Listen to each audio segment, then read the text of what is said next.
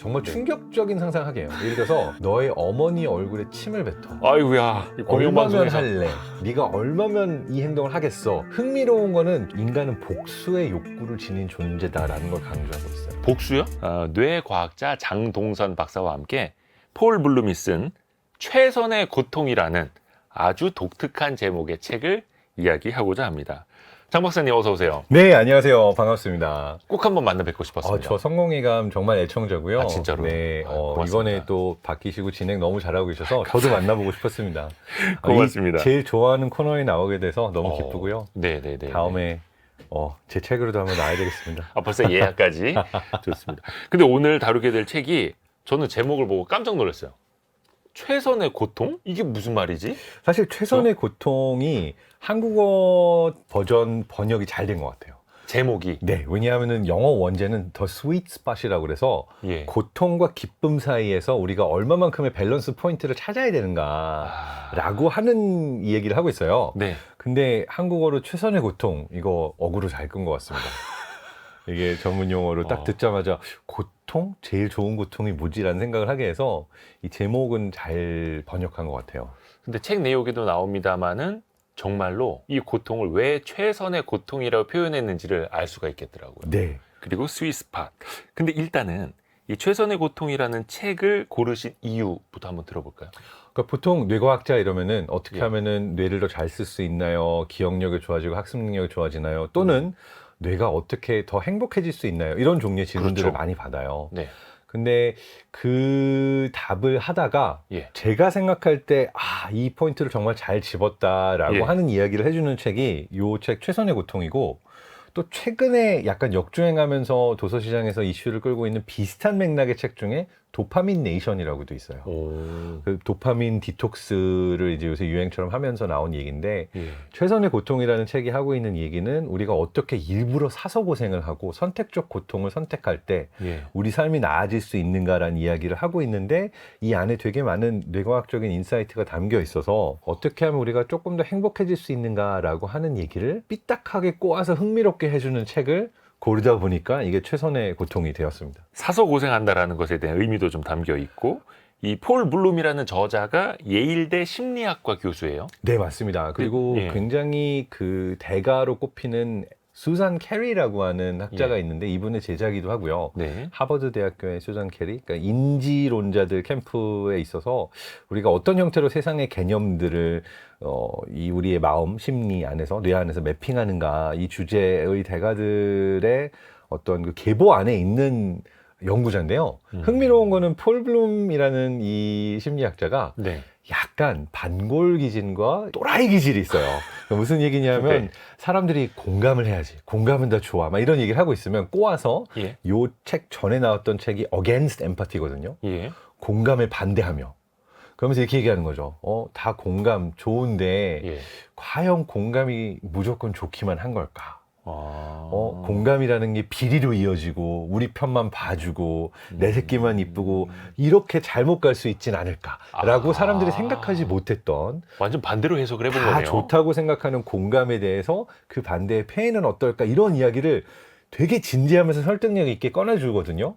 근데 마찬가지로 어떻게 하면 더 행복해질 수 있을까, 어떻게 하면 더 건강하고 좋은 삶을 살 수 있을까라는 질문이 넘쳐나는 세상 속에서, 근데 말이야 답은 고통이야 라고 또 약간 반대의 포지션을 꺼내서 왔는데, 이게 그냥 뭐 고생 끝에 뭐 고생 낙이 온다. 잡네 뭐 이런 피상적인 얘기가 아니라 네. 정말 깊숙이 우리의 뇌와 심리에 들어가서 고통이 우리의 마음에 어떻게 작용하고 어떻게 이 고통을 선택하는 것이 우리의 삶을 더 행복하게 할 수 있는가 얘기를 이 최선의 고통이라는 책에서 하고 있어요. 여기까지 들었을 때는 잘 이해를 못 하시겠습니다만, 책 내용을 펼쳐보면은 이게 왜 스윗스팟인지 최선의 고통인지 알게 되는데, 사실 이 원래 책은 고난의 기쁨? 네. 이렇게 지어질 뻔했다고요? 그래서 부제도 The Pleasures of Suffering이라고 되어 있는데, 이게 고통은 즐거운 거야, 이 메시지를 너무 앞으로 꺼내다 보니까 예. 약간의 부담을 느껴서 편집자와 출판사 쪽과 이렇게 고민을 하다가 네. 밸런스 포인트를 잘 잡아보자라고 제목을 바꿨는데 한국어 버전에서는 어떻게 보면은 이 저자가 쓰고 싶었던 얘기가 더 강하게 제목으로 끌어져 나온 것 같아요. 최선의 고통. 네, 최선의 고통. 제목을 더 잘 잡은 것 같습니다. 네. 키워드 통해서 하나하나 한번 풀어가 볼게요. 네. 오늘의 책. 폴 블룸이 쓴 최선의 고통. 이것이 궁금하다. 키워드로 풀어볼게요. 첫 번째 키워드. 사서 고생을 해야 하는 이유. 정말 인생에 고난, 고통, 고행 이런 거 없었으면 좋겠는데 사서 고생을 해야 된다? 일단은 폴 블룸이 이야기하는 고난, 고통 그 의미부터 한번 우리가 새겨봐야 되겠는데요. 네, 일장의 영어 원제는 suffer고요. 그러니까 suffer라는 건 내가 고통을 겪다잖아요. 근데 이 책 전체에서 나누고 있는 게 고통의 종류가 두 가지가 있다고 나눕니다. 예. 선택적 고통과 비선택적 고통. 고난이라고도 하고 고통이라고도 하는데 네. 선택적 고통은 좋은 거고 비선택적 고통은 우리가 모두 피하고 싶은 거죠. 그렇죠. 그러니까 비선택적 고통은 뭐가 있을까요? 갑자기 뭐 집안이 망한다. 큰 병을 얻는다. 네네네. 사고가 난다. 살면서 어찌할 수 없는, 내가 선택할 수 없는 고통들이 오는 거는 너무 괴로운 일이라서 그렇죠. 싫죠. 가능하면 피하는 것이 좋은 종류의 고통이죠. 네. 근데 흥미로운 거는 행복 연구자들이 보면 우리가 예를 들어서 다리가 절단되거나 뭐 엄청나게 큰 고난이 삶에 찾아왔을 때 네. 우리가 지금 모든 사람들이 생각할 때는 와, 저 다음에 어떻게 살아? 저런 일을 겪고 나서 너무 힘들지 않을까라고 생각을 하는데 네. 실제로 그 이후에 몇 년 동안 이 사람의 삶의 어떤 행복도나 뭐 여러 가지를 추적해 보면 네. 우리가 생각하던 것만큼 그렇게 고통스럽진 않다라고 하는 연구들이 있어요. 근데 흥미로운 거는 예. 비선택적 고통은 어쨌든 우리가 피하면 좋지만 네네. 우리가 고통스럽지 않을 때, 그러니까 행복을 누릴 수 있을 때 사서 고생을 하고 선택적으로 미리 고난을 선택하면 할수록 미리 어떻게 보면 우리가 선택할 수 없는 삶의 어려움들의 마음의 굳은 살 같은 것들을 만들면서 우리가 준비할 수 있다라고 하는 측면이 하나가 있고요.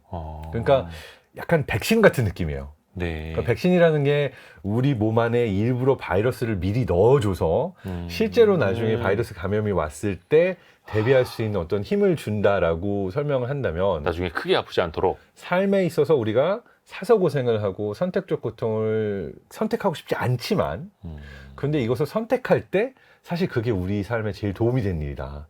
이 메시지를 던지고 있고요. 요거를 좀 다르게 풀어보면 요즘 세상에 우울증, 정말 죽고 싶어하는 마음을 가진 사람들 굉장히 많은 문제들이 존재하잖아요. 그렇죠. 그런데 똑같은 이면에는 그 우리가 더 많은 쾌락을 선택하고 더 좋은 거, 더 맛있는 거, 뭐 이러한 것들을 점점 더 많이 추구하는, 더 많은 쾌락과 더 많은 자극을 추구하는 현대에 살고 있는 것 사이에 상관관계가 있는데 네. 여기서 우리가 더 큰 쾌락을 추구하는 게 답이 아니라 반대로 내가 사서 고생을 하고 고통을 선택하게 되면 그렇게 점점 더 큰 자극을 추구하지 않아도 소확행, 조그만 걸로도 행복해질 수 있다라는 이야기를 하는 거죠. 그러니까 쉽게 얘기하면 이겁니다. 저도 요새 다이어트를 하고 있거든요. 최근에 네네네. 한 8kg 뺐습니다. 오, 예. 근데 다이어트를 하고 있기 때문에 탄수화물이나 떡볶이나 맛있는 걸 못 먹는 생활을 한 2달 하다가 그냥 맛있는 맛집이 아니라도 상관없어요. 네, 네. 라면이나 떡볶이 먹을 때 너무 행복하거든요. 진짜 소확행이네요. 네. 그런데 우리가 이 다이어트가 아닌 일반 상황에서 여기 맛집인가 저기 맛집인가 맛집만 찾아다니면서 더 맛있는 거 찾아다니면 어느 순간 네. 허무가 찾아와요. 이것도 별로 맛없는 것 같고 저것도 맛없는 것 같고. 별점 5개 제일 맛집이었는데 실망스럽네. 네네네. 그래서 더 큰 쾌락과 자극과 맛과 행복을 추구하는 게 답이 아니라 오히려 반대로 잠깐 사서 고생을 다이어트를 하는 게 내가 어떤 맛을 느끼거나 정말 행복도. 맛있는 행복을 느끼는데 가장 도움이 되는 게 아닌가. 뭐 어떻게 보면 우리가 다 알고 있는 메시지인데 이걸 이제 과학적으로 굉장히 많은 실험들을 통해서 이 책에서 풀고 있습니다. 이야, 사실 행복해질 수 있는 방법이 상당히 많은데 우리는 그걸 또 간과했던 것들도 있고 근데 여기에도 보면은 고통에 따른 쾌락이라는 표현이 나와요. 근데 이것만 놓고 보면은 아니 이게 무슨 소리야? 라고 혼란스럽기는 한데 방금 이야기해 주셨던 일종의 뭐 기저효과 이렇게 될 수도 있겠네요. 그렇죠. 그래서 이 책에서 이제 그 집중하고 있는 게 잘 생각해 보면 우리는 뭐 쾌락이 무조건 즐겁고 기쁘고 이렇다고만 상상을 하는데 네. 사실 우리는 산을 오르면서 땀 흘리고 운동하면서 막 너무 힘들어서 근육이 터질 것 같은데 운동하고 네네네. 우리가 이 사서 고생하는 것들을 즐기지 않냐. 그렇죠. 그러니까 어떻게 보면 고통으로부터 나오는 쾌락이라는 게 그냥 맛있는 거 먹고 즐거울 때의 쾌락보다 더 강렬할 수 있다라는 이야기들 하고 있어요.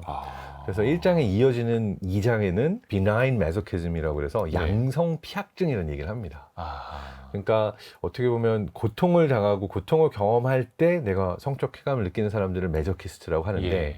이게 단순히 성적 쾌감에만 해당되는 것이 아니라 그 우리가 일반적인 삶에서 일상에서도. 메저키스트라고 그러면은 그 워커홀릭도 해당이 될 수 있고 운동 중독 뭐 이렇게 나를 괴롭히면서 갓생을 살겠다고 스스로를 괴롭히는 사람들도 있지만 예. 나를 더 괴롭히면서 그 안에서 쾌락을 얻는 사람들이 되게 많은데 이 이야기를 이제 쾌락주의자, 헤도니스트라고 부르는 그리스 로마 시대의 철학으로 거슬러 올라가도 네. 우리가 알고 있는 에피쿠로스 학파의 사람들은 네. 쾌락주의자, 삶은 즐기는 거지. 음. 최상의 쾌락을 얻는 거지. 그렇죠. 이렇게 알려져 있죠. 네네네. 근데 그 학파 안에서 최상의 쾌락이라고 꼽았던 아타락시아의 상태는 오히려 고통을 넘어서 그리고 정말 어려운 일을 하면서 얻게 되는 쾌락이 뭐 술 마셔서 오는 쾌락, 성적인 쾌락, 뭐 맛있는 음식에서 오는 쾌락보다도 더 높은 쾌락이지 않나라고 해서 쾌락만 추구한 사람들조차도 이 쾌락을 분류하다 보니까 최상의 쾌락은 사서 고생하고 내가 일부러 고통스러운 걸 해서 그 끝에 얻어내는 쾌락이 가장 짜릿하고 가장 강력한 쾌락이더라 라고 하는 이야기가 있는데 이것이 심리학적으로도 뇌과학적으로도 실제로 뇌 안을 들여다보면은 그러한 고통을 겪은 이후에 얻게 되는 쾌락이 더 큰 쾌락이다 라고 하는 얘기를 책 안에서 하고 있죠. 달리기를 할 때도 그냥 뭐 한 30초 뛰어서 얻는 쾌락보다는 1시간, 2시간을 달려서 마라톤 끝에 얻는 쾌락 막 이런 걸 수도 있겠고. 그렇죠. 야, 그래서 고통 끝에도 뭔가 쾌락이 온다라는 것들. 어떻게 보면 네. 네네. 네, 말씀해 주세요. 아니 네. 그게 네. 부정적인 경험을 통해서 긍정적인 피드백이 온다라는 거죠. 우리 뇌에. 네. 이 포인트가 되게 재밌는데 우리 뇌가 사실 절대적으로 뭐가 좋다 나쁘다가 없어요. 예를 들어서 내가 돈을 얻었다, 맛있는 걸 먹었다. 사람들은 늘 주변 사람을 봅니다. 쟤도 있어? 쟤도 맛있는 거 먹었나? 그런데 이 사람보다 내가 맛있는 걸 먹었거나 아니면 이 사람보다 돈을 많이 받으면 아, 나는 지금 좋은 걸 얻었구나 라고 뇌는 판단을 하는 거고 마찬가지로 이 절대적인 상태에서 뭐 이 절대적인 쾌락 이런 것이 없기 때문에 우리는 바로 이전의 상태와의 차이를 통해서 쾌락과 기쁨과 행복을 경험한다. 이런 뭔가 이야기를. 비교를 하면서. 네. 이걸 되게 충격적으로 보여주는 실험 중에 하나가 네. 우리의 눈이 매 순간 움직이고 있거든요. 네네네. 예를 들어서 제가 이대호 편집장님이 보고 있지만 네네네. 시선을 고정했다고 생각해도 네. 정말 몇 미리세컨드 동안 눈이 막 왔다 갔다 하면서 움직이는 이 눈 아래 기본적인 움직임들이 존재해요. 네. 근데 어떤 기계와 인공지능을 사용해서 내가 어떤 상을 보려고 할 때 내 눈 아래 움직임에 실시간으로 완벽하게 맞춰줘서 네. 어떤 상이 계속 내가 보고 있는 것의 중심에 존재하도록 만들잖아요. 네. 그러면은 내 눈이 움직임 자체가 보정이 돼서 사라지잖아요. 그러면은 우리 뇌가 어느 한순간 아무런 상도 보지 못한 상태가 돼버려요. 그러니까 인지도 못하고. 갑자기 왜 아무것도 안 보이지의 상태가 되는 거예요. 그러니까 무슨 얘기냐면은 우리가 세상을 본다라는 행위조차도 네. 고정을 해서 어느 한 곳을 보고 있는 행위 안에는 네. 계속해서 눈이 움직이면서 내가 경험하는 모든 것들은 그 이전 상태의 차이를 통해서 경험을 하는 거지 아무런 차이도 없으면 아무런 경험도 하지 못한다가 되는 거거든요. 이 이야기를 쾌락과 기쁨에 대해서도 얘기를 합니다. 와. 그러니까 우리가 느낀 기쁨이라는 것은 항상 그 이전 상태와의 차이 또는 내 주변에 내가 비교할 수 있는 다른 존재와의 차이를 통해서 우리가 쾌락과 기쁨을 경험하지 네. 만약에 그 차이가 없다면 경험이 없다. 이런 이야기를 하고 있는 거죠. 어떻게 보면 그냥 온전한 상태에 있을 때는 그냥 행복이나 뭐 쾌락이나 이렇게 더 느낄 수도 없을 상태가 될 수도 있을 것 같고요. 혹시 그 반대의 경우도 있습니까? 그러니까 부정적인 경험이 쾌락의 원천이 되는 것 말고 긍정적인 경험인데 그걸로 더 불쾌함을 겪는 경우도 있을까요? 있죠. 대표적인 예가 마약 중독자가 겪는 허무함입니다. 그러니까 마약 중독, 예를 들어서 코카인이나 헤로인을 한다. 네네네. 그러면은 사실 인위적으로, 그러니까 우리가 정상적인 삶 속에서 경험할 수 없을 정도로 강력하게 모든 갖고 있는 도파민 저장소의 도파민을 한 방에 다 분출하는 거거든요. 예, 예. 그러니까 이거는 어떤 성적인 어떤 맛있는 음식으로도 경험할 수 없는 쾌락이에요. 그 극강의 것을 막. 자, 근데 이걸 경험하고 나서는 예. 며칠 동안 또는 몇 주 동안 내 도파민 저장소에 있는 모든 도파민이 한 방에 다 분출이 되고 나서 그 어떤 자극으로도 행복을 느낄 수 없는 상태가 돼요. 행복하지 떡볶이를 먹어도 않고. 느낌이 없고, 사랑하는 사람을 봐도 느낌이 없고, 정말 그 무한히 허무한 상태가 지속이 됐다가 그 이전의 쾌락을 다시 갈구하게 되고, 그거는 그 이전보다 더 강한 양의 마약을 복용하지 않고는 경험할 수 없는 거죠. 그러니까 이거는 어떻게 보면 정말 불행 중에 불행에 해당되는 상태라고도 볼 수가 있는 거죠. 그 무엇으로도 내가 행복을 경험할 수 없는 상태가 되니까. 혹시 이런 경우는 어떨까요? 우리가 흔히 뭐 나라별로 뭐 행복도 순위 뭐 이런 거 하지 않습니까? 네네네. 근데 사실 이것도 되게 웃긴 게 그 행복도 순위에서 더 올라갔으면 좋겠고 네. 이것도 다른 나라랑 남과 또 비교하는 것 중에 하나인데 어찌됐든 간에 북유럽 국가 사람들이 삶의 좀 만족도가 더 높다라는 통계들이 좀 있어요. 근데 우리가 뭐 TV나 이렇게 보면은 굉장히 심심한 삶을 살고 있는 것 같긴 한데 이거는 어떻게 우리가 설명할 수 있을까요? 이게 생각보다 되게 어렵고 한 가지로만 답하기는 좀 어려운 부분이긴 한데 네. 사실은 그게 일상 속에서 내가 어떠한 태도로 무언가를 대하는가라고 네. 하는 부분이 크게 작용하는 것 같아요.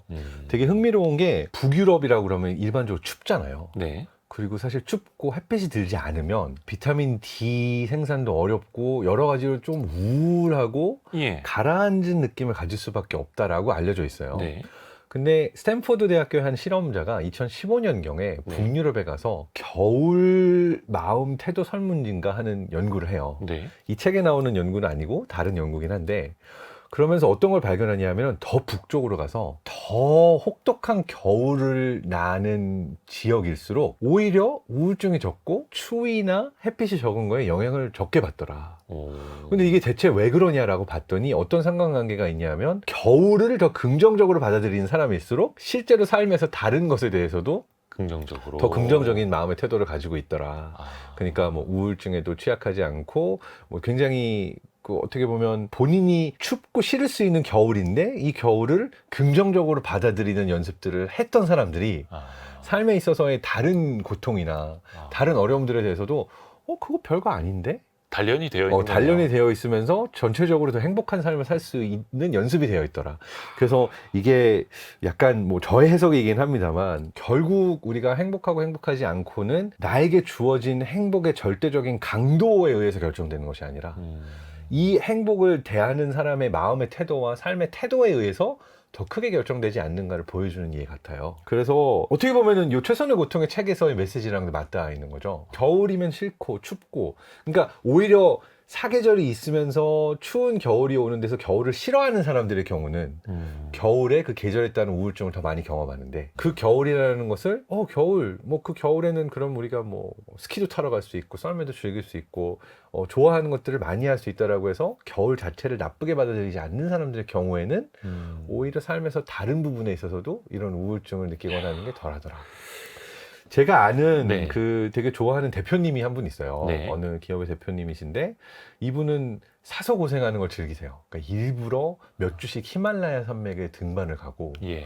그 다음에 씻지도 못하고 정말 더러운 상태에서 탐험을 하고 산행을 하고 하는 것들을 즐기세요. 예. 그러면 그 사진만 보고는 SNS 같은 사람들이 올리는 거죠. 너무 멋지다, 히말라야. 나도 해보고 싶다. 사진만 봤을 땐. 네. 근데 그 이분이 하시는 말씀은 뭐냐면 사실은 이게 굉장히 더러운 상태다. 팬티도 내가 매일 하루하루 빨아야 되고 네, 냄새나고 네. 축축하고 네. 그러니까 인간으로서 사실은 벌레가 기어다니고 땀나고 씻지도 못하는 고통스러운 상태의 계속인데 네. 내가 이걸 몇 년마다 꼭 하는 이유 중에 하나는 아무리 돈을 많이 벌고 내가 행복한 걸 얻을 수 있는 그런 상황에 가더라도 내가 스스로 경험하고 사서 고생해서 힘들다고 생각하지 않는 어려운 상태의 극한이 어딘가를 내가 경험을 해줘야 뭔가 내가 더 큰 행복을 느끼는 권리가 생긴다라는 느낌 같은 게 있다고 하세요. 그러다 일상으로 돌아왔을 때 그냥 만족도 확 올라가는 그렇죠. 똑같은 집인데도. 그렇죠. 근데 저도 그렇게 생각해요. 여행을 갔을 때 단칸방에 바닥에서 자야 되고 불편하고 벌레 나와서 싫어라고 하면서 나는 정말 좋은 리조트에서 좋은 것만 경험할래라고 하는 상태가 기본이 되어버리면 네네네. 나는 삶에 감사할 줄도 모르고 말하자면 나에게 되게 좋은 일들이 오고 기쁜 일들이 왔는데 내가 이걸 온전히 즐길 수 있을까 이런 질문이 드는 거예요. 그래서 저도 초등학교 아들이 있는데 네. 아들이 좋은 것만 찾으면 막 걱정이 돼요. 아니야 얘가 벌레 나오고 더럽고 그 내가 논 같은 데 가서 모내기 하면서 이제 몸이 힘들고 고생하는 경험을 조금 해봐야 그래야 나중에 삶에서 자신이 얻은 것들이 얼마나 기쁜 거고 감사한 일들인지를 알게 되지 않을까. 그러니까 그런 경험을 우리가 어느 순간 싫어하게 되고 안 하려고만 하면은 오히려 반대로 내가 삶에 행복할 수 있는 많은 것들을 느끼지 못한 사람이 되지 않을까 이런 생각을 해서 그 대표님의 어떤 삶의 신조와 제가 생각하고 있는 행복하기 위한 솔루션과 그 다음에 이 최선의 고통이라는 책에서 이야기하고 있는 것들 그리고 북유럽에서 너무 춥지만 겨울을 즐겁게 바라볼 수 있는 사람의 마음의 태도 이 모든 것에 사실 공통점이 좀 있는 거예요. 그러네요. 일맥상통하는 거네요. 네. 어떻게 보면 행복이란 무엇인가라는 철학적 물음에도 닿을 것 같은데 다음 키워드 한번 들어보죠. 다음 키워드. 행복은 쾌락의 추구에서 찾아지는가? 사실 그 행복이라는 단어만큼이나 어려운 거는 참 없는 것 같아요. 맞아요. 행복은 어디서 오는가? 행복이란 무엇인가? 과연 쾌락을 추구하면 행복해지는가? 고난이 없으면 행복한 것인가?에 대한 본질적인 질문 어떻게 생각하세요? 행복의 본질. 실제로 이 질문은 정말 아리스토텔레스부터 시작해서 그리스 철학자들부터 질문을 했거든요. 네네네. 근데 행복을 두 개의 단어로 개념으로 그리스인들이 나눴어요. 헤도니아와 어이데모니아. 이게 뭐냐면 하나는 쾌락이고 하나는 의미. 그러면서 사실 우리가 행복한 것은 아까도 얘기한 것처럼 뭔가 기쁘고 즐거운 걸 찾는 것에서도 나오지만 그것보다는 삶의 어떤 의미를 찾는 거, 의미 있는, 기억에 남을 수 있는 일들 이러한 것들이 이제 어이데모니아, 의미에 해당을 하는데 행복한 사람의 경우에는 이 삶의 의미를 찾아서 행복함을 추구하는 사람들이 더 지속적으로 어떤 행복감이나 행복도를 높일 수가 있더라라는 얘기들을 하고 있어요. 삶 속에서 의미를 찾고 의미를 부여하는 사람들이 조금 더 만족도가 높을 수 있는. 그래서 책에서도 쾌락이라고 하는 것의 추구뿐만이 아니라 네. 사실은 어떤 의미의 추구 이것이 우리를 행복하게 하고 그리고 이 책에서 또 강조하는 키워드 하나는 바로 인간은 복수의 욕구를 지닌 존재다라는 걸 강조하고 있어요. 복수요? 복수. 그러니까 복수라는 게 난또 리벤지가 누구한테? 아니라 다양한 제 종류의 마음속에 있는 게 들켰네. 네. 그런 복수는 아니고 네, 두 그런 가지 이상의 복수는 의미를 아니고요. 네. 갖고 있는. 사람은 맛있는 것도 좋아하지만 네. 동시에 또 고통스러운 것도 좋아하고 사서 고생하는 걸 즐기면서 내가 다른 사람들에게 이로운 어떠한 선과 도덕적인 윤리적인 그리고 더 많은 사람들에게 행복을 줄 수 있는 뭔가를 추구하는 것 이런 것들이 되게 복합적으로 행복을 구성하고 있기 때문에 우리는 하나의 욕구로 하나의 행복을 찾을 수가 없고 굉장히 우리 안에는 큰 다양성이 있는 존재다라고 하는 걸 강조하고 있어요. 그래서 어떤 분들을 보면은 굳이 그 고통을 아까 히말라야 일부러 찾아가시는 그 사장님처럼 돈 주고 공포 영화 보는 사람 저는 솔직히 이해는 안 가는데 뭐 취향의 차이일 수는 저도 있겠습니다만 공포영화는 안 좋아합니다. 네. 막 귀신의 집 들어가는 사람들도 있고 정말로 말도 안 되게 매운 거 비싼 돈 주고 사 먹는 사람들. 네네. 근데 거기에서도 뭔가 그런 의미가 있다라는 거잖아요. 두 가지로 설명할 수가 있는데요. 예. 일단 매운 음식 얘기하셔서 이건 뇌과학적으로 설명이 가능합니다. 아 그래요? 그러니까 매운 음식이라는 거는 우리가 매운 맛이 있는 게 아니라 사실은 통각, 캡사이신 수용체라고 하는 네네네네네. 통각 수용체를 통해서 고통을 느끼는 거예요. 엄청 매운 걸 먹으면 엄청 고통스럽잖아요. 그 고통을 느끼는 거예요. 느끼죠. 네. 그럼 뇌의 입장에서는 야 이거 너무 고통스러운데 이러면서 네. 그 고통을 없애기 위해서 엔돌핀을 분비해요. 엔돌핀은 우리 뇌 안에 존재하는 모르핀, 마약 같은 건데 이게 야 죽지 마. 이러다 죽으면 어떡해? 라고 하면서 우리가 막 마라톤 뛰다가 죽을 것 같은데 어느 순간 러너 사이가 오는 거. 너무 매운 음식을 먹어서 땀을 뻘뻘 흘리는데 어느 순간 갑자기 시원한 느낌이 드는 거. 이게 다 뇌에서 엔돌핀을 분비하는 거거든요. 내 몸의 주인이 죽지 않게 하려고. 네. 근데 엔돌핀을 분비하는 순간 고통이 사라지니까 너무 행복해요. 근데 흥미로운 거는 이게 진통 효과가 있어서 내가 매운 음식을 먹어서 매운 것에 대한 죽지 마 이러면서 뇌가 이제 엔돌핀 분비를 하는데 네. 동시에 매운 거에 대한 고통이 사라지는 것만이 아니라 실현의 고통, 배신의 고통, 삶에 있었던 다른 고통들까지 같이 사라집니다. 그래서 이 엔돌핀이 분비가 될 때 단순히 이 진통 효과가 매운맛에 대해서만 나오는 게 아니라 다른 모든 나를 힘들게 하고 스트레스 줬던 것들도 동시에 그 느낌이 약해지는 거예요. 그러다 보니까 우리가 이런 고통을 일부러 우리에게 가하고 그래서 뇌가 뇌 안에 마약을 풀 수밖에 없도록 만들면서 우리는 다른 아픔에 대한 것들도 잊을 수 있게 되면서 그것에 이제 중독되는 부분이 하나가 있을 수가 있고요. 네네네. 그다음에 두 번째는 이게 우리가 왜 공포 영화를 보고 슬픈 이야기를 듣고 일부러 안 좋은 어떤 나쁜 상상이나 우리를 힘들게 하는 것들에 더 끌릴까? 슬픈 영화 보고 슬픈 음악 듣고. 그러니까 슬픔도 마찬가지인데요. 너무 슬퍼가지고 영화 보면서 울고 나면은 예. 내 안에서도 똑같이 또 카타르시스가 일어나면서 다른 종류의 호르몬이 나오면서 우리가 말하자면 이렇게 다시 마음이 평온하게 만들어주는 효과들이 있어요. 네. 그래서 일부러 이런 자극들을 찾게 되는 게 있는데 네. 사실 흥미로운 거는 고통이나 부정적인 자극이 긍정적인 자극보다 훨씬 강렬해요. 그러니까 어떤 사람들은 이게 3배에서 5배 정도 강렬하다라고도 얘기를 하는데 오. 이렇게 얘기를 하면 될 겁니다. 그러니까 아내한테 늘 맛있는 음식을 뭐 해주고 좋은데 하고 칭찬을 하다가 예. 내가 한 번 큰 실수를 한 거예요. 네네네. 그러면은 내가 5번 잘한 거랑 한 번의 큰 실수가 다 만번 물거품 된다. 되죠. 물거품 되죠. 네네네. 네. 그 이유는 부정적인 어떤 자극이 뇌의 기억으로 남거나 인지하는 그 자극의 강도가 훨씬 강력한 거죠. 그러니까 우리가 영화를 볼 때 잔잔하게 재밌는 영화를 보는 거랑 네. 뭔가 정말 끔찍하고 혐오스럽고 피 튀기고 잔인한 영화를 볼 때 이 네. 자극의 강도는 후자가 압도적으로 높아요. 그렇죠. 그렇죠. 그래서 뇌가 그걸 추구하는 것은 사실은 어떤 자극과 각성 상태를 만들고자 하는, 그래서 그걸 통해서 그 자극과 각성이 쾌락이 되는 메커니즘이 그 잔잔한 기쁨과 즐거움보다 더 강렬하기 때문에 이것을 추구하게 된다. 사람들은 행복할 때 더 행복해지고 싶고, 아까 잠깐 뭐 마약 같은 이야기도 해주셨습니다만은 더 큰 자극을 쫓게 되고 쾌락도 더 극대화하려고 하게 되지 않습니까? 네, 맞습니다. 그거에 어떤 좀 방법적으로 좀 이야기를 해볼 수 있을까요? 이 행복을 더 크게 추구하는 방법? 그래서 더 자극이 필요해질 수도 있는 건데. 그러니까 우리가 더 큰 고통을 일부러 선택적으로 겪으면 겪을수록 예. 우리가 느끼는 행복이 그 고통과의 차이에서 오기 때문에 우리는 더 강력한 행복을 느낄 수 있게 되는 거죠. 그런데 이제 또 너무 고통스러우면 네. 이게 완전히 나락에 빠져들고 정말 내가 이 고통으로부터 헤어나오지 못할 정도의 고통이면 안 되는 거죠. 그러니까 이 책에서 계속 강조하는 것은 고통과 쾌락 최적의 지점을 찾아라. 그러니까 내가 더 큰 행복을 원하면은 이 더 큰 행복을 찾는 게 답이 아니라 더 큰 고통을 사서 선택적으로 찾아라 라고 하는 이야기를 하는데, 다만 여기서 너무 큰 고통은 나를 또 너무 고통스럽게 하니까 우리가 최선의 지점을 찾아야 되는데, 그 최선의 지점은 어느 정도 선택적으로 내가 견딜 수 있고 참을 수 있고 나를 더 강하게 만드는 고통을 찾는 것이 더 큰 행복을 얻는 답이다. 네. 고통과 쾌락, 그 최적의 지점을 찾아라. 그래서 더 스윗 스팟이라는 원 제목인 거고요. 네, 맞습니다. 다음 키워드도 들어보죠. 다음 키워드는 우리는 왜 지루함을 못 참는가? 혹시 장 박사님은 네. 조용한 상태, 지루한 상태 은근히 좋아하세요? 아니면은 싫어하세요? 싫어하는 편에 속하는 것 같아요. 그러니까 굉장히 자극 중독이라서 뭔가 새로운 경험과 새로운 자극 중독? 책과 새로운 사람과 이러한 것들을 계속 찾아 나가는 그런 성향이긴 하거든요. 근데 사실 그 지루함이라는 표현 자체가 약간 좀 부정적인 의미도 내포하고 있는 것 같아요.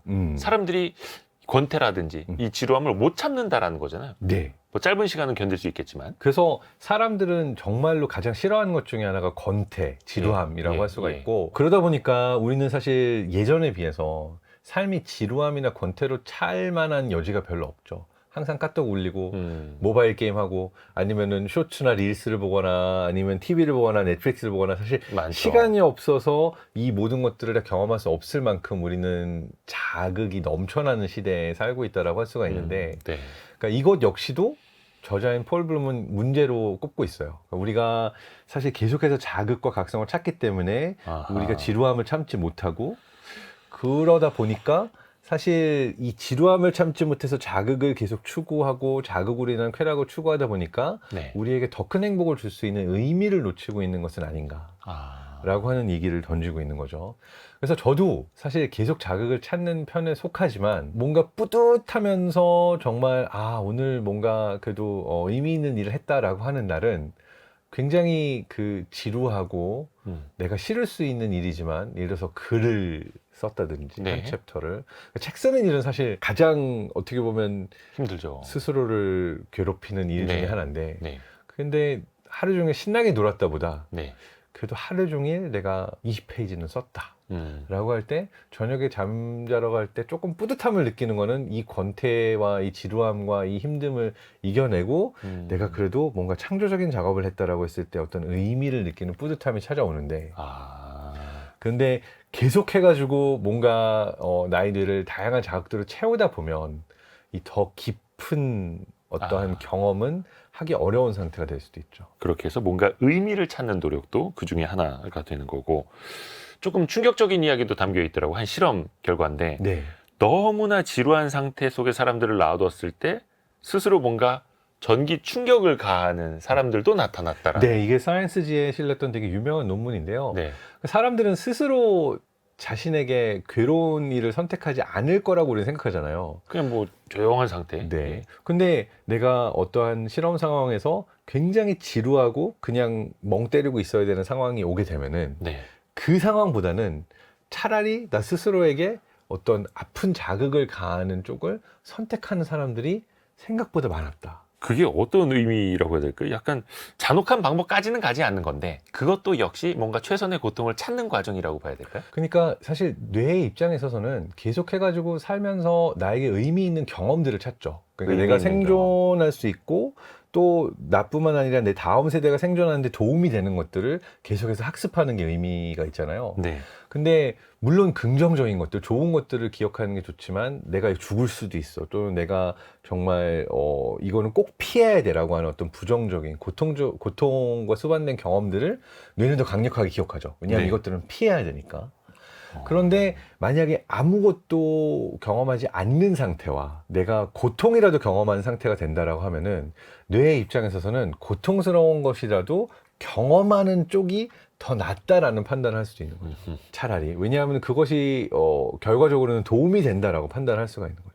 근데 이제 이게 어렵습니다. 모든 사람이 그런 건 아니고요. 네. 더 이런 자극을 추구하는 종류의 사람들이 있고 사람 성향마다. 네, 이게 모든 사람에 해당되지는 않고 기질과 성격에 따라서 좀 조금 더 달라질 수 충동적이고 자극을 추구하는 사람들도 있고 그렇지 않은 사람들도 있다라고 나눌 수가 있습니다. 야, 신기합니다. 그래서 사람들이 스스로 안 좋은 상황, 나쁜 상상을 하는 것도 어떻게 보면은 내 삶에 의미를 부여하고 피해야 할 것도 준비를 하게 되고 그렇게 돼서 내가 현재 갖고 있는 것을 또 비교를 통해서 더 돋보이게 만들 수도 네. 있는 거고요. 다양한 이론이 존재하는데요. 나쁜 상상을 하는 것 자체가 내가 이거는 진짜가 아니라는 걸 알기 때문에 가상으로 경험을 해서 나에게 도움이 되는 경험이다라고 느낄 수도 있는 거고 예. 좀 나쁘게 보는 사람의 경우에는 사실 우리가 아까 말한 것처럼 행복감을 느끼는 방법 중에 하나가 나는 그래도 저 사람에 비하면 고통을 안 겪고 있는 거네. 네네네. 내가 저 사람보다는 돈을 많이 벌고 지금 더 나은 삶을 살고 있는 거네 라고 하면 위안이 되잖아요. 네네네.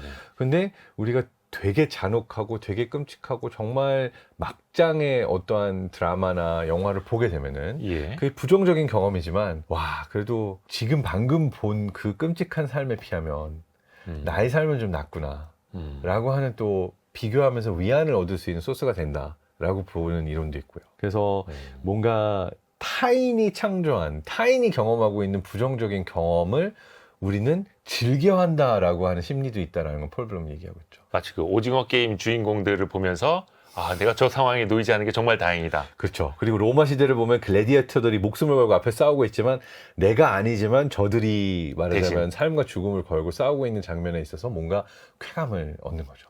상대적으로. 네. 그렇구나. 다음 키워드도 들어볼까요? 다음 키워드 노력 또는 고생의 대가. 노력 또는 고생의 대가. 물론 이게 그냥 삶의 만족도라든지 행복감으로 따지면 정신적으로 오는 거겠습니다만 이걸 우리가 경제적으로도 좀 치환을 해서 볼 수 있지 않을까요? 노력 또는 고생의 대가, 이게 어떻게 보면은 육체적 노동의 가치일 수도 있겠어요. 네. 그래서 사실 우리가 육체적인 노동을 할 때 또는 정신적인 노동을 할 때도 그 노동을 돈이나 보수로 치환을 해가지고 받죠. 그러니까 고생을 한 만큼 내가 얻는 것이 있다라고 하는 공식이 우리에게 약간 무의식적으로 각인이 되어 있는 것 같아요. 네, 네. 내가 이렇게 고생했는데 나에게 고작 이만큼을 준다고? 라고 억울해하기도 하고. 그래서 이 노력한 만큼, 고생한 만큼 사람들이 얼마나 많은 것을 얻을까, 이러한 것을 이제 실험으로 답해 보려고 했던 네. 되게 충격적인 실험의 역사가 있는데요. 그래요. 바로 에드워드 썬다이크라고 하는 예. 심리학자입니다.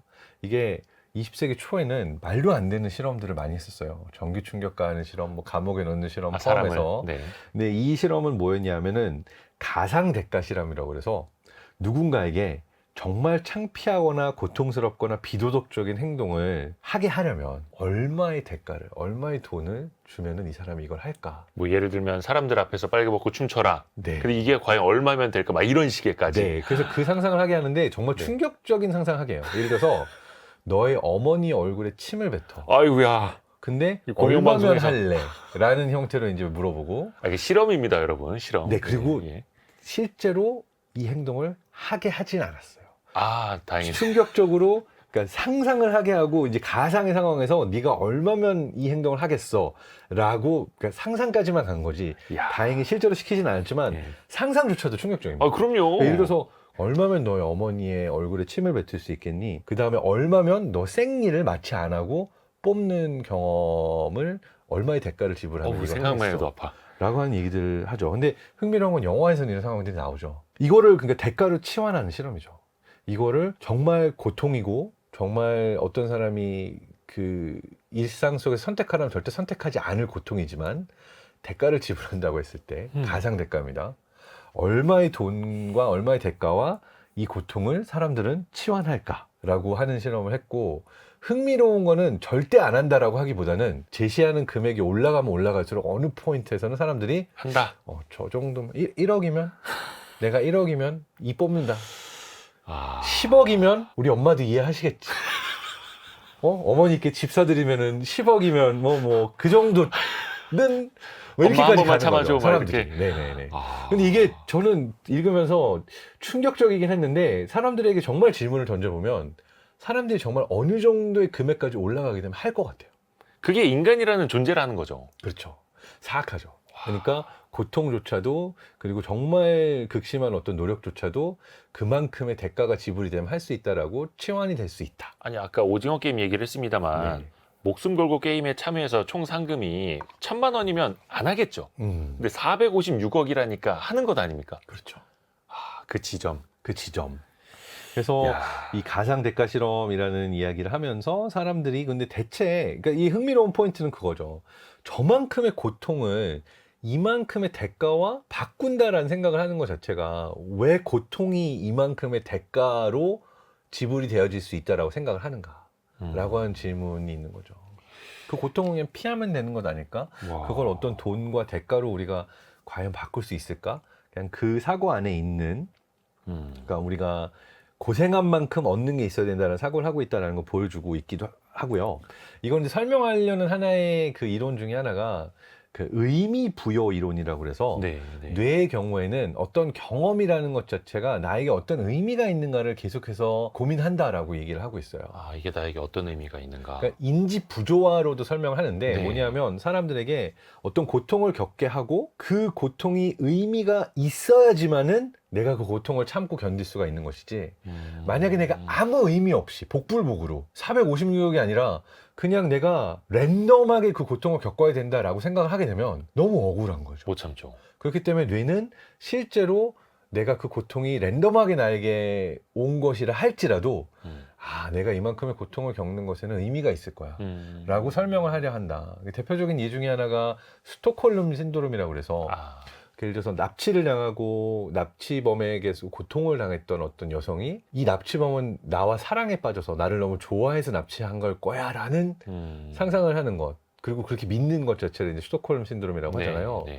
근데 이것 역시도 방금 이야기한 것과 같은 인지부조화 이론, 그러니까 뇌가 의미를 부여하려고 하는 걸 설명하는 거죠. 예를 들어서 저 사람이 아무 이유 없이 왜 나를 희생자로 데려가서 나에게 이런 끔찍한 일을 하는가라고 했을 때 뇌가 이걸 받아들일 수가 없고 네. 내가 이 고통을 겪는 걸 이해할 수가 없는데 저 사람은 나를 좋아하니까 나와 사랑에 빠져서 사실은 이게 비틀어진 사랑이고 잘못됐지만 나를 사랑하기 때문에 이 행동을 하는 거야 라고 하면은 어떤 의미 부여가 되잖아요. 그러니까 우리가 아무 이유 없이 고통을 겪어야 되는 것을 참지 못하기 때문에, 뇌가 이것에 대해서 굉장히 큰 고통을 겪기 때문에 우리는 어떻게든 실제로 그게 맞지 않다 할지라도 계속해서 의미를 부여하려 한다라는 이야기를 하는 거고요. 아하. 그래서 이 책에서 되게 심하게 비판하는 이야기 중에 하나가 모든 건 의미가 있어.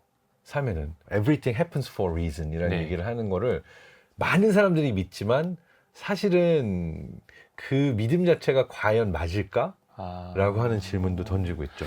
그러게 좀 누구 위로할 때나 어른들도 모든 것엔 다 의미가 있는 거다라고 이야기를 해주는데 그게 우리가 그냥 가공을 하는 걸 수도 있겠다라는 말이네요. 근데 그 모든 사람은 작은 행동 하나하나에 의미를 부여할 수도 있는데 물론 이거는 취미나 뭐 취향의 차이일 수도 있겠습니다만은 저는 되게 이해가 안 돼요. 어차피 내려올 산을 왜 굳이 그렇게 힘들게 올라갈까? 네. 또 거기는 또 위험하기도 한데 또 마라톤 같은 경우도 아니 어차피 다시 반환점 돌아올 건데 그 힘든 길을 왜 뛰어가나 생각을 할 수도 있거든요. 이거는 그걸 하는 사람들한테는 그게 어떤 심리인 걸까요? 네, 여기서 이제 우리가 의미를 찾는다라는 것이 어떤 것인가라고 할 때 세 가지의 예를 책에서 들고 있어요. 네. 산을 오르는 거, 네. 힘들게 산을 오르는 거, 그걸 왜 하나라는 생각이 들죠. 네. 또는 사람들의 목숨이 정말 많이 죽고 나라가 파괴되는데 전쟁을 왜 할까? 그 이야기도 나오고, 네. 그 다음에 세 번째는 아이를 왜 낳을까? 그러니까 아, 아이를 낳으면 금전적으로 쪼달리게 되고 되게 많은 스트레스를 받고 수면 부족에 힘든 일 투성인데 우리는 왜 아이를 낳을까?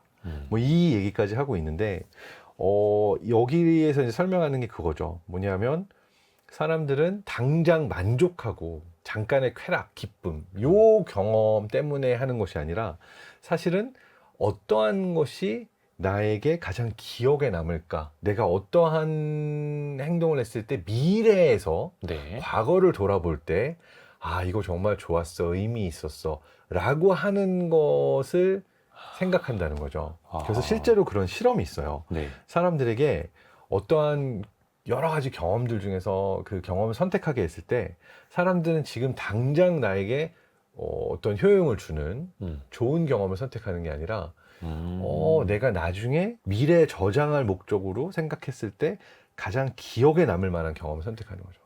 그러니까 그냥 집에 앉아가지고 지금 네. 그냥 넷플릭스 보고 있는 게 가장 나에겐 지금 큰 만족감을 준 행위일 수가 있는데 네. 나중에 돌이켜봤을 때 내가 40대 전체를 그냥 회사 집 집에 앉아가지고 영상만 보면서 지났어 라고 할 때 과연 내가 뿌듯하고 행복할 것인가. 아. 그러면은 사서 고생을 해서 내가 그래도 저 산에 내가 에베레스트 산에 다녀왔어 라고 했을 때 와 진짜? 라고 하면 그거는 어떤 기억에 남을 만한, 그래서 미래에 돌아봤을 때 내게 의미 있는 행위일 거다라고 했을 때 사람들은 그런 행위를 선택한다 라고 하는 거죠. 당장 있는 것보다 뭔가 미래의 의미를 저장해 놓는 의미로. 네. 그리고 사서 고생을 하는 이유 중에 하나는 내가 과연 어디까지 할 수 있는 사람일까? 나는 무엇을 좋아하고 무엇이 나를 행복하게 하는 사람일까라고 할 때 사람들은 자기 자신에 대한 굉장히 큰 호기심이 있어서 이 자신에 대한 호기심과 내가 원하는 것이 무엇인가를 찾아내기 위한 바램으로 고생을 선택하기도 한다라는 얘기를 하죠. 나 자신에 대한 호기심으로. 좋습니다. 다음 키워드도 같이 들어보죠. 다음 키워드. 모든 것에는 이유가 있는가? 아까도 잠깐 그 의미 부여에 대해서 이야기를 좀 하기는 했는데 인간은 누구나 그 작은 것에도 의미를 어떻게 해서든 부여를 하려고 네네네. 하는 거고, 이것도 어떻게 보면은 그 현재 상태를 벗어나려고 하는 목적일 수도 있겠고 본인의 어떤 만족도를 더 높이기 위한 의도일 수도 있겠네요. 네. 그리고 아까 말씀드렸던 것처럼 의미 부여 이론 또는 인지 부여 이론에서 이야기하는 것처럼 네. 내가 경험한 것들 중에는 고통스러운 것도 있고 좋은 것도 있겠지만 네. 사실은 내가 의미 없이 고통스러웠다라는 부분을 인정하기가 어려운 거죠. 그래서 합리화해야 되는. 합리화하는 거죠. 맞아요. 그래서 대표적인 예가 네. 사실 군대가 좋았던 사람이 있을까요? 또는 군대의 기억이 정말 행복했던 사람은 없을 텐데 네네네. 갔다 온 사람들이 군대 얘기를 늘 하죠. 음. 그 이야기 중에 하나는 그게 워낙 강력하고 고통스러웠기 때문에 네. 그것에 내 스스로가 의미를 부여하는 부분이 실제로 그 기억이 좋았다보다 더 크지 않는가라고 해석을 할 수도 있는 거죠. 그래서 뭔가 조금 더 좋았던 기억으로 저장을 해놓고 그렇죠. 나도 위안을 하고 합리화를 하고. 네. 그리고 살면서 내가 정말 어려웠던 뭐 고생스러웠던 일들이 있는데 네. 그냥 정말 신도 믿지 않고 운명도 믿지 않고 그리고 그냥 삶은 랜덤이다라고 믿는 물리론자가 있다라고 한다면 네. 뭐 그게 삶이고 그거 아무 이유 없이 일어난 거야. 근데 이 설명을 들으면 뭔가 마음이 불편하지 않나요? 그러니까 정말 이게 사실이더라도 내가 그걸 경험한 데는 뭔가 이유가 있지 않을까? 네네. 내가 이걸 경험했기 때문에 지금 더 나은 사람이 된 게 아닐까라고 하는 해석을 네. 우리 뇌가 갈구하기 때문에 우리는 계속해서 모든 것에는 이유가 있다라고 하는 설명을 만들어내는 거고 실제로 미국의 데니얼 길버트라고 하는 이제 행복연구 긍정심리학의 대가 중에 한 분은 네. 모든 것에는 이유가 있다라고 믿는 사람들의 경우가 네. 살면서 어떤 고난을 겪었을 때 그걸 내가 털고 일어나는 자기 회복력이 더 높아진다라고 하는 이야기도 하고 있어요. 그러니까 이 믿음 자체가 실제로 삶에 이유가 있어서 우리가 그걸 믿는다기보다는 삶에 이유가 있다라고 믿으면 내가 어려운 일을 당했을 때 털고 다시 일어날 수 있는 자기 회복력이 높아지는 그런 일종의 자기 보호의 수단으로도 우리가 모든 것은 이유가 있다라고 얘기를 하는 거죠. 좋습니다. 그리고 또 하나가 예를 들어서 그 일부러 좀 고통을 선택을 해서 괴로움을 입는 경우도 있지 않습니까? 예를 들어서 실연의 고통. 네. 사람한테 좀 차인 경험을 잊기 네. 위해서 술을 왕창 마시고 일단은 좀 잊어보자. 그거는 사실 되게 잠깐 아닌가요? 술 깨고 나면 오히려 이제 더 두 가지의 고통스러운데. 후회가 같이 네. 오면서 네. 제가 볼 때는 그 실연의 고통 술로 있는 것도 있긴 하지만 잊으려고 하는 것도 있지만 술 마시면서 그 이야기를 누군가에게 하면서 공감을 얻으면서 또 푸는 것도 술자리 같이 있지 않나 생각이 되긴 해요. 근데 그렇죠. 그 실연의 아픔 이걸 또 설명하고 이제 벗어날 때 가장 좋은 위로법 중에 하나가 이거죠. 더 좋은 사람을 만나려고 그런 거야.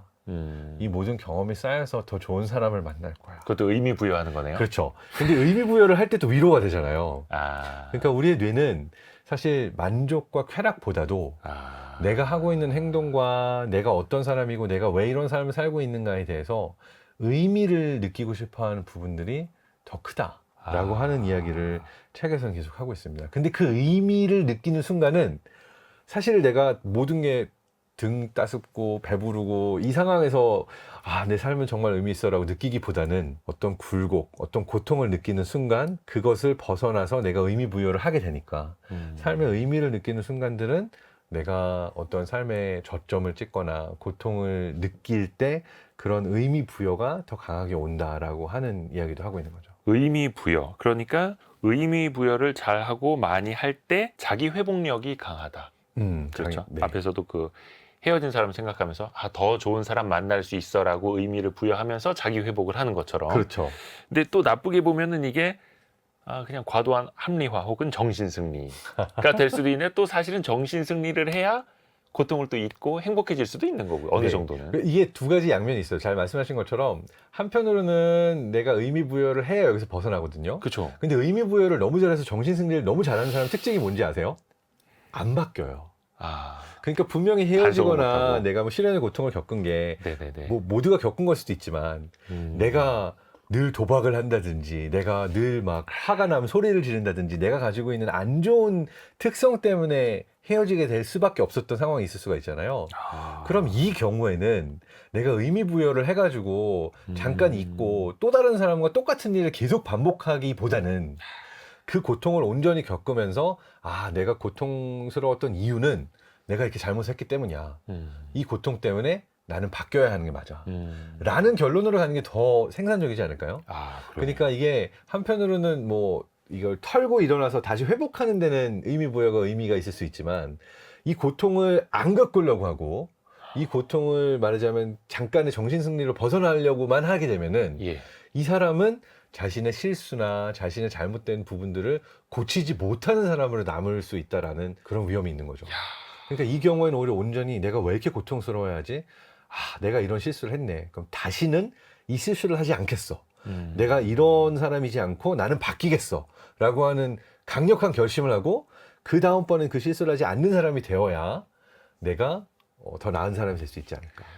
근데 이것도 어떻게 보면은 최선의 고통이고 스윗 스팟이겠네요. 그러니까 적당히 의미 부여를 하면서 자기 회복도 해야 하는 반면에 너무 자만에 빠지지 않도록 반성도 하고 개선도 해야 되는 그 스윗 스팟이겠네요. 그것도 또 스윗 스팟이죠. 그렇죠. 고통을 피하려고만 하면 안 되고 고통을 어느 정도 겪어줘야 내가 그 고통을 다시 겪지 않으려고 다른 사람이 되겠죠. 되게 좋은 책이네요. 의미를 많이 주네요. 네. 이 최선의 고통이라는 책의 핵심 구절 들어보죠. 오늘의 심쿵 한방. 최선의 고통을 관통하는 핵심 구절. 한 방에 정리합니다. 삶의 의미는 무엇인가? 이 질문은 체스 챔피언에게 세상에서 최고의 수는 무엇인가요? 라고 묻는 것과 같다. 어떤 특정한 상황, 상대의 특정한 성향과 무관한 최고의 수, 좋은 수 같은 것은 없다. 인간 존재의 문제도 마찬가지. 삶의 추상적인 의미를 찾아서는 안 된다.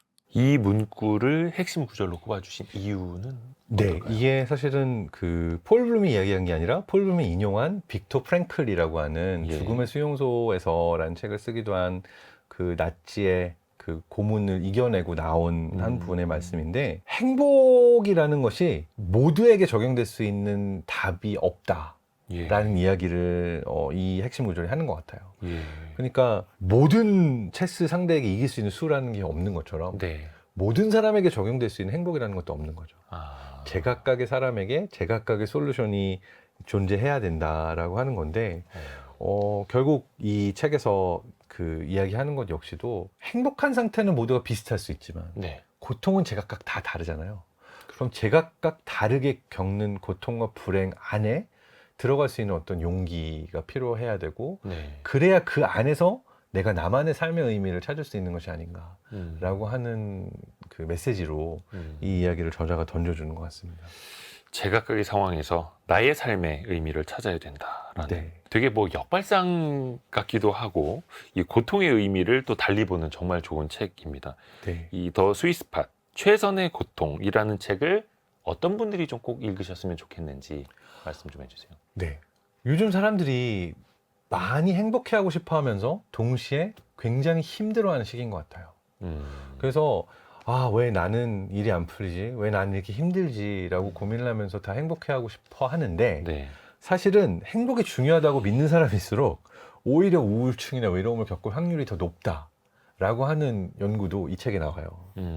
그래서 이 책을 누구에게 추천하고 싶냐면, 난 행복해지고 싶은데 그거를 점점 더 좋은 거, 더 맛있는 거, 더 많은 자극에서 찾는 사람들에게 답은 오히려 반대에 있지 않나. 그러니까 말하자면 지금 힘들지만 내가 사서 고생을 하고 어떤 고난을 감내하는 것이 내가 행복해지는데 사실은 더 빨리 가는 길이다 라고 하는 이야기를 이 책이 해주고 있어서, 고통스러워하는 사람들에게 그 고통이 더 행복으로 갈 수 있다라는 메시지를 던져주기도 하고, 행복만을 찾는 사람들에게 더 행복하기 위해서는 사실 어느 정도 고통을 겪어야 하는 것이 더 좋은 길이다라는 이야기를 해줄 수가 있는 것 같아서, 요즘 이 시대를 살고 있는, 자극이 넘쳐나는 시대에 살고 있는 사람들에게 아주 큰 메시지를 던져주는 책인 것 같습니다. 인스타그램 이렇게 보면서 나도 이 사람들처럼 행복하고 싶다가 아니라 유니세프에 한 1, 2만 원이라도 기부를 하면서 거기서 또 의미를 찾아보고, 오히려 그런 분들.